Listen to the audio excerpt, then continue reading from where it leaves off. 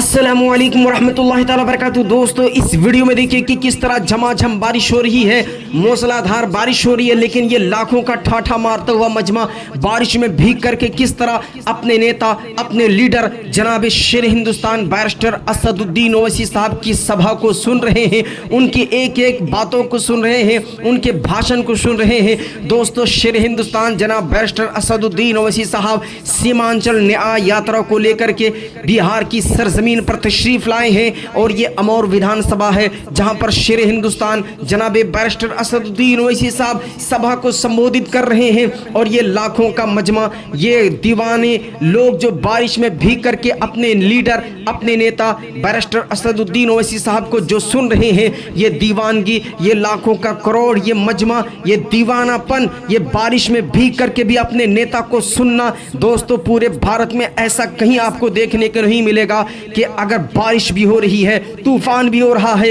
लेकिन उन बारिशों से टकरा करके, तूफानों से टकरा करके कोई अपने नेता को इस कदर जानो प्यार से मोहब्बत करते उनकी भाषण को सुन रहा है या उनके बातों को सुनने को आपको ऐसा कभी मंजर देखने को नहीं मिलेगा। दोस्तों, थोड़ी सी कहीं बारिश होती है तो लोग पिंडाल छोड़कर भाग जाते हैं, लोग नरेंद्र मोदी के सभा में अगर थोड़ी सी कोई भगदड़ होती है तो भाग जाते हैं। लेकिन मैं कुर्बान जाऊं असदुद्दीन ओवैसी साहब के ऊपर कि उन्होंने कैसा जाम पिलाया है बिहार की सरजमीन पर, सीमांचल के उन तमामी गयूर मुसलमानों के नौजवानों के दिलों में और मुस्लिम नौजवानों को, हमारे वहाँ मुसलमान भाइयों को, बुजुर्गों को, बच्चों को ऐसा जामे मोहब्बत पिलाए हैं कि तूफान है, बारिश है, लेकिन अपने नेता जनाब बैरिस्टर असदुद्दीन ओवैसी साहब को भीग करके सुन रहे हैं।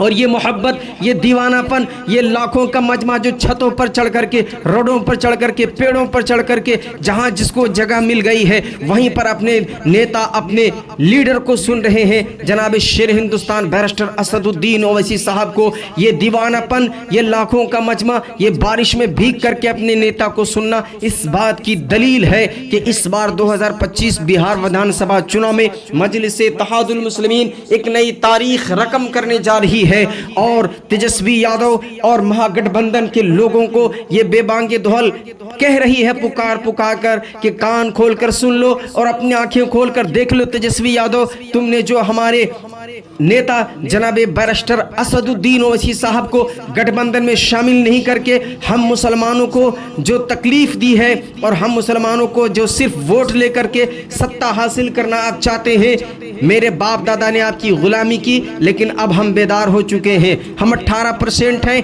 हम अपनी वहाँ पे सरकार बनाएंगे, हम वहाँ पे मुख्यमंत्री बनेंगे, हम डिप्टी सीएम बनेंगे, हम वहाँ के कलेक्टर बनेंगे। और ये सीमांचल के तमामी गयूर मुसलमान, बिहार के मुसलमानों ने ये पैगाम दे दिया है महागठबंधन वालों को, तेजस्वी यादव को, लालू यादव को, कान खोलकर देख लो कि किस तरह हम अपने नेता को मान चुके हैं कि हमारा लीडर, हमारा रहबर, हमारा नेता जनाब बैरिस्टर असदुद्दीन ओवैसी साहब हैं, शेरे बिहार अख्तरुल ईमान साहब हैं, वारिस पठान साहब हैं, आदिल हसन साहब हैं, आफ्ताब इंजीनियर साहब हैं, तौसीफ आलम साहब हैं और दिगर भी वहाँ पर जितने गयूर वहाँ पे बिहार के वो तमाम लीडरान जो मजलिस-ए-इत्तेहादुल मुस्लिमीन के सच्चे सिपाही हैं, उन तमामी लोगों ने ये बता दिया है और बिहार के ये गयूर मुसलमानों ने बता दिया है कि अब की बार कोई गलती नहीं होगी, हम गुलामी नहीं करेंगे, दरी नहीं बिछाएंगे, बल्कि अपना हक लेकर रहेंगे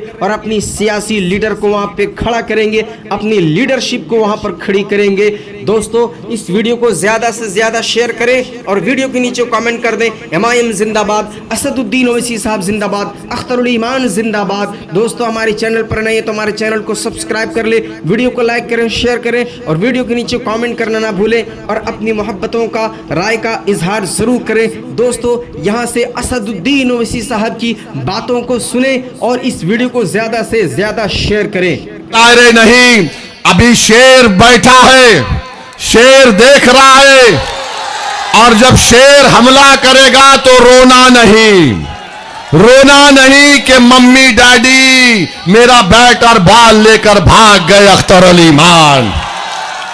हम चुनाव लड़ेंगे, पूरे बिहार में लड़ेंगे, ताकत से लड़ेंगे, जीतेंगे और इंशाअल्लाह ताला जहां पर नहीं जीत सके वहां पर अपनी ताकत को मनवा के रहेंगे इंशाअल्लाह ताला।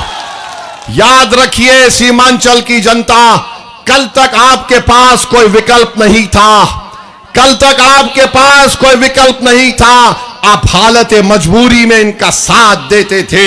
आज एक ताकतवर विकल्प अख्तरुल ईमान और मजलिस इत्तेहादुल मुस्लिमीन के रूप में आपके दरमियान में है। आज इस विकल्प को दबाने के लिए, ताकि तुम्हारी आवाजों को दबा दिया जाए, ताकि तुम्हारे मसाजिद को छीन लिया जाए, ताकि सीमांचल को हमेशा के लिए पिछड़ा रख दिया जाए, ये हमको रोकना है। इन चाहतों को एक विकल्प के तौर पर मजलिस आपके दरमियान में आई है। हम किसी मजहब के खिलाफ नहीं हैं। सच्चा मुसलमान तो वो है जो किसी मजहब के खिलाफ नहीं होगा।